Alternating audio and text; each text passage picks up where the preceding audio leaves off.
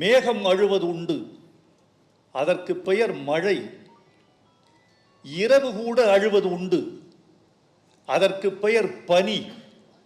சூரியன் அழுது பார்த்தது உண்டா?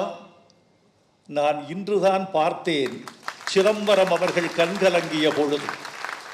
அவரோடு பழகி வந்த இத்தனை ஆண்டுகளில் அவர் இதயம் இப்படி நெகிழ்ந்ததில்லை, கண்கள் இப்படி கசிந்ததில்லை, அவரது சொற்கள் இப்படி குளறியதில்லை.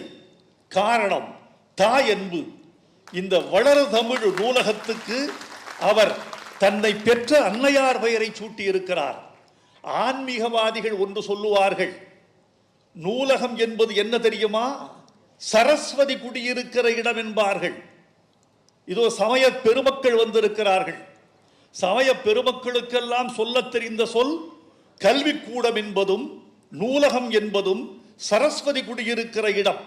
சரஸ்வதி குடியிருக்கிற இடத்திற்கு லட்சுமியின் பெயரை சூட்டியிருக்கிறார் சிதம்பரம் அவர்கள்.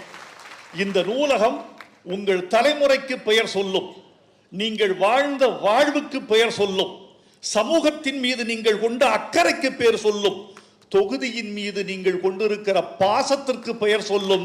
இந்த நூலகம் உங்களை நான் பல்லாண்டு வாழ்கவென்று வாழ்த்துகிறேன். நண்பர்களே, துணைவேந்தர் அவர்கள் இங்கு ஒரு உரை நிகழ்த்தினார்.